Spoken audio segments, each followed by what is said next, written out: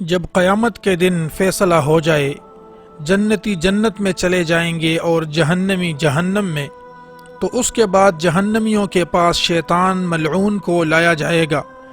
تو شیطان ملعون کیا خطاب کرے گا، جس کو سن کر جہنمی حسرت اور ندامت کی وجہ سے آہ و بکاہ کریں گے اور شیطان سے فریاد کریں گے کہ آج کے دن ہمیں اس عذاب سے نجات دلوا دے۔ تو شیطان ان سے کیا کہے گا؟ محترم دوستو، قیامت سے پہلے حضرت عیسیٰ علیہ السلام کے بعد جب قیامت کی خوشبودار ہوا گزرے گی جس سے تمام مؤمنین کی روحیں بآسانی پرواز کر جائیں گی، صرف کافر ہی کافر دنیا میں رہ جائیں گے۔ پھر ان کافروں پر 40 سال کا ایک ایسا زمانہ گزرے گا جس میں کسی کو اولاد نہ ہوگی، کسی کی عمر 40 سال سے کم نہ ہوگی، کسی کو بھی اس وقت قیامت کی پرواہ نہ ہوگی۔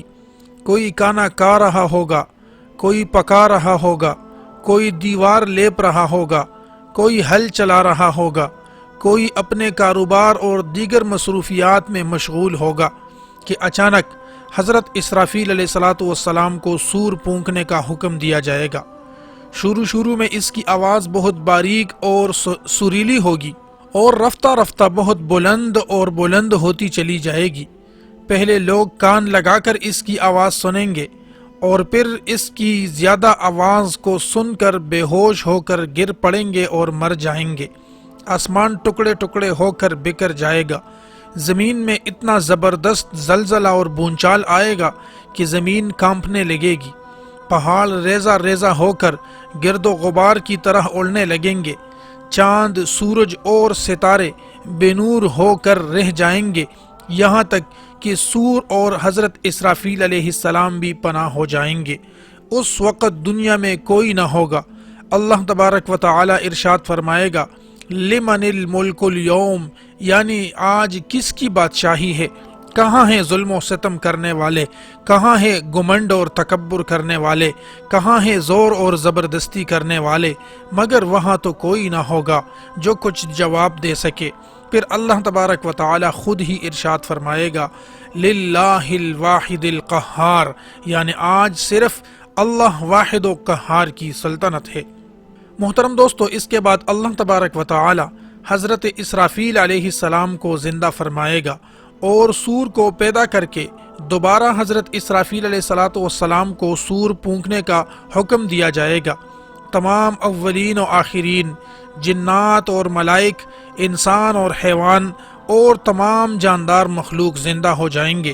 اس دن سب سے پہلے مصطفیٰ کریم صلی اللہ علیہ وآلہ وسلم اپنی قبر انور سے بیدار ہوں گے اور آپ صلی اللہ علیہ وآلہ وسلم کے دائیں ہاتھ میں حضرت ابوبکر صدیق رضی اللہ تعالی عنہ کا ہاتھ ہوگا اور بائیں ہاتھ میں حضرت عمر فاروق رضی اللہ تعالی عنہ کا ہاتھ ہوگا۔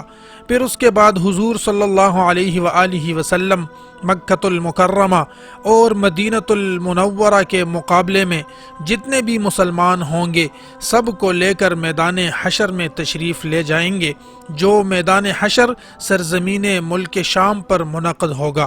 محترم دوستو، جب میدان حشر کے تمام معاملات طے پا جائیں گے اور ہر ایک کو اس کے عمل کے مطابق جنت یا جہنم میں جانے کا فیصلہ سنا دیا جائے گا، تو جب جنتی جنت میں اور جہنمی جہنم کے اندر چلے جائیں گے تو اس کے بعد شیطان ملعون کو لایا جائے گا اور شیطان ملعون جہنمیوں سے خطاب فرمائے گا اور جہنمیوں سے کہے گا کہ بے شک اللہ تبارک و تعالی نے تم سے حق وعدہ کیا تھا کہ تم میری پیروی کرو اور میری نافرمانی سے بچو اور شیطان مردود کی پیروی نہ کرو، بے شک وہ تمہارا کھلا دشمن ہے، لیکن تم لوگوں نے اللہ تبارک و تعالی کے اس حق وعدے کو ٹھکرا دیا اور میں نے بھی تم سے کئی وعدے کیے تھے لیکن میں نے اپنے وعدوں کی خلاف ورزی کی، لیکن میرا کہنا ماننا تم پر لازم تو نہیں تھا، میں کوئی تم پر سلطان اور حاکم نہیں تھا، میں تو تمہارے دلوں کے اندر صرف وسوسے ڈالتا تھا،